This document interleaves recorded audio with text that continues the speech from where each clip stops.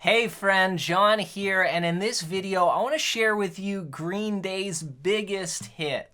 I've always been a fan of this song, and chord-wise, it's relatively simple. It's got just a couple chords, but there's some trickier parts with the right hand, particularly the way he arpeggiates the chords and then switches between different rhythms. So in this video, I want to demystify some of that for you and break it down in a simple way so you could start from the beginning and ramp it all the way up to playing just like the recording. So grab your axe and let's dive into this Green Day Good Riddance guitar lesson. We're going to start off with the intro, and it sounds like this. All right, so we've got a little bit of what appears to be a false start. It's like he started the song and then was like, wait, let me go again, and then started, oh no, one more time, and then on the third time he kicks into it. So what we're going to do is we're going to start on a G chord, and that's just all 6 strings here. This is the classic Green Day G. We're going to play the 3rd fret, 2nd fret, then open, open, 3rd fret, 3rd fret, okay? That's the chord.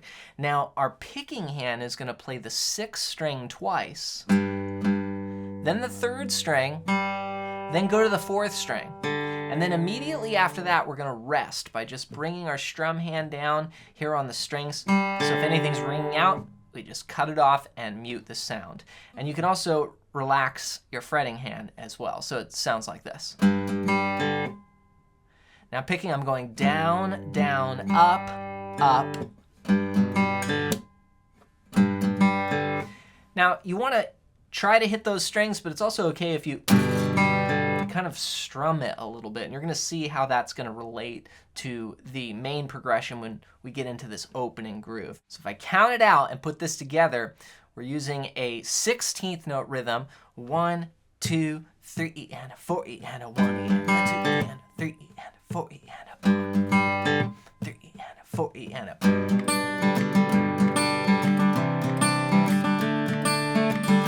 into our main progression here. So chord-wise, for the main progression, we're going to use 3 chords. We've got a G, which we already know. Now we're going to add to that a C, add 9. It's like a variation on a C chord here. And all we do is bring these 2 fingers of our G, the middle and index finger, down 1 string. So we're going to play from the 5th string down. 3, 2, open, 3, 3. So those fingers on top stay there. So you've got this nice change. It's a great way to just go G to C without having to move, to the full C like this. It's a C add 9 chord. And then we'll go to a D, which is from the 4th string down, open, 2, 3, 2. Okay? So we've got G, 2, 3, 4, then to that C variation, and then D. Now those are 2 beats each. 1, 2, 3, 4. Then back 1, 2, 3, 4. 1, 2, 3, 4. So that's the main progression that's used for the intro. It's used for the verse where the melody goes. So you get this like, another turning point, a fork stuck in the road. Again, time grabs you by the wrist, directs you where to go. All right, so that's the progression, and if you've struggled to connect chords and scales and licks like this anywhere on the neck for any style, then go to johnmclennan.com/fretboard guide and grab my free fretboard guide PDF. This is something that I've been teaching for almost 3 decades now, and it's the most powerful way to look at the neck. It's an entire framework based on just simple chords, ones you probably already know. I mean, you know a couple of them. One of them's G, one of them's D, and another one is C. You'll see them on this page. Just go to johnmclennan.com/fretboard guide and grab that now as my gift to you. It's something you can just print out, keep on your music stand. Like I said, it's the most powerful way to look at the fretboard, and it's just 1 page. So go to johnmclennan.com/fretboard guide and grab that now as my gift to you. Now let's talk about the trickier parts here, which is the picking hand or the strumming hand. And what this is doing is essentially kind of making a hybrid of a strum and picking. Okay, so the strumming pattern that you can use would just go down, down, up, up, down, up, and then that's going to repeat, so twice in a measure. So 1 E and a 2 E and a 3 E and a 4 E and a ba, ba, ba, ba, ba, ba, ba, ba, ba, ba, ba, ba. So just get used to doing that, and you can strum through the whole song like that. It'll totally work. But what's happening on the recording is this sort of sound. So it's almost like I'm strumming this, but I'm going to start by going down, down, and then I'm going to kind of transition to just picking individual strings. So that would be just, here's a sample pattern. You can go, it would be the 6th string twice, then the 2nd string, then 3rd string, 4th string, 3rd string. So, and it's almost like you can even practice like playing the strumming pattern and now try and pick more. See? So that's closer to what he's doing on the recording, is that arpeggio style, and then he moves that through the chords. So instead of playing the bass note here on the note G, when he goes to C, he plays the 5th string. And then when he goes to D, he plays the 4th string. So it'd be.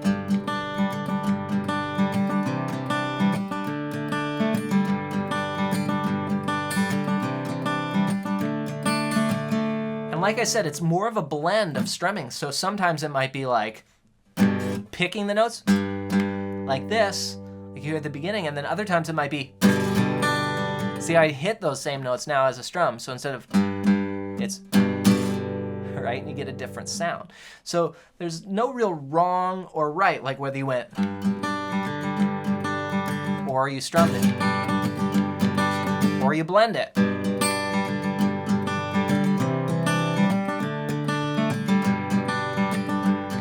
It's a combination of all of those things in a free-flowing manner. So what I would do is practice each one, like practice the strumming, and then practice the picking,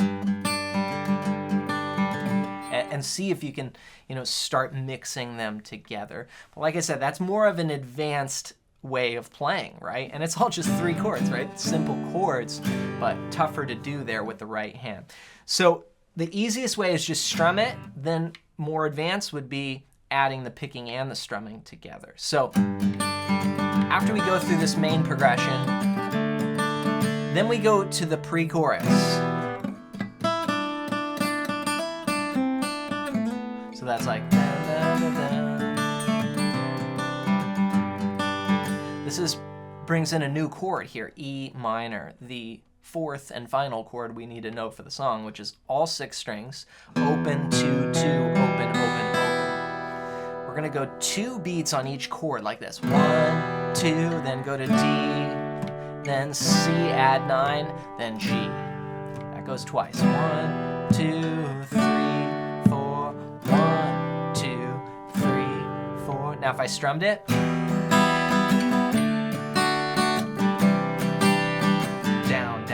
up, down, up, down, down, up, down, up, down, down, up, down, up, down. Or if I picked it, that would sound like this.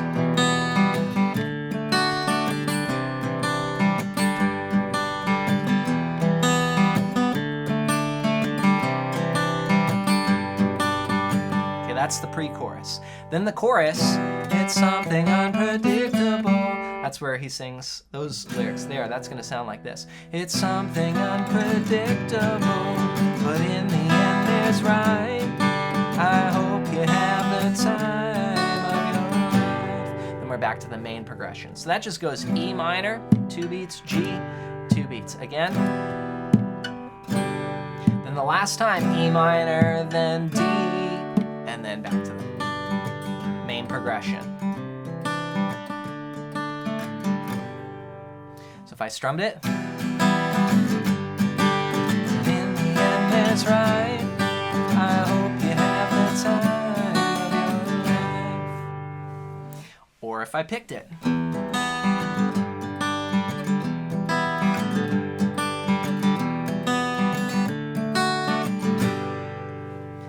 All right, so we've covered the first chunk of the song and we've learned all the sections. Now what happens is he actually plays that more arpeggiated, advanced style the first time through all of these sections. Then at the end of that chorus, I hope you have the time of your... Then he goes to just all out strumming. So let me put this together so you can hear what the entire thing sounds like the first time all the way up to the end of the first chorus. All right, get set, here we go. 3, 4.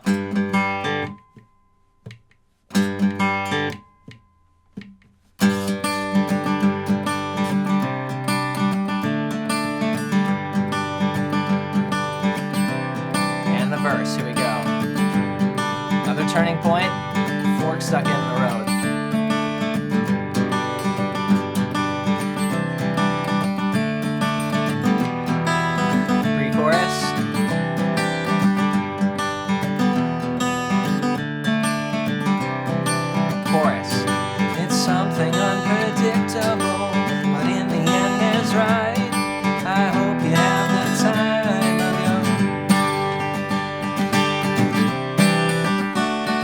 So what happens there is, after that, I hope you have the time of your life, he goes into just all-out strumming, and he kind of just forgets that arpeggio style. Now what happens here is he actually changes the strumming pattern. He goes into this groove,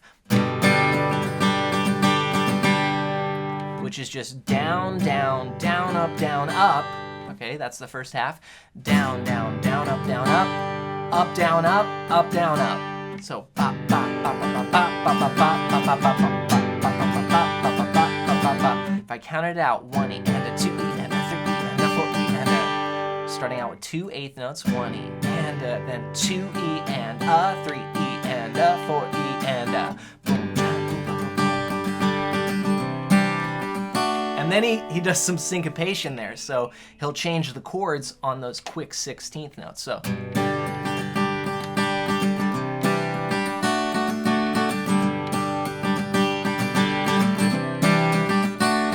And then to the pre-chorus.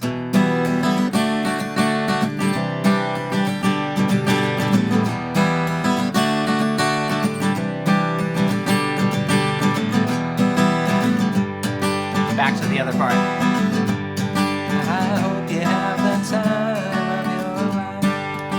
So then he spends the entire song strumming that new groove. And then at the very end, I hope you have the time. Then he goes back to how he started with the arpeggio picking. You know, and then he goes one last time. It's something unpredictable, but in the end there's right. I hope you have the time of your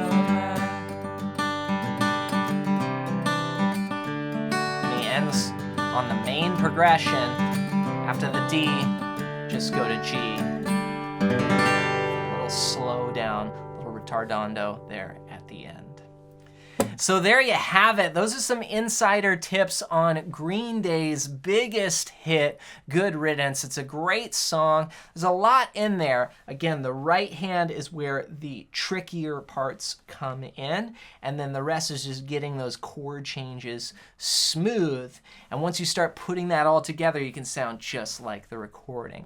So practice each part and review this video for anything that's unclear. And if you want to better understand the fretboard like this for rhythm and lead in any style, then go to johnmcclennan.com/fretboard guide and grab my free fretboard guide PDF. This is going to be the most powerful PDF you ever see for understanding the fretboard, and I put it all on one page. You can get it completely for free. Just go to johnmcclennan.com/fretboard guide and grab that now as my gift to you.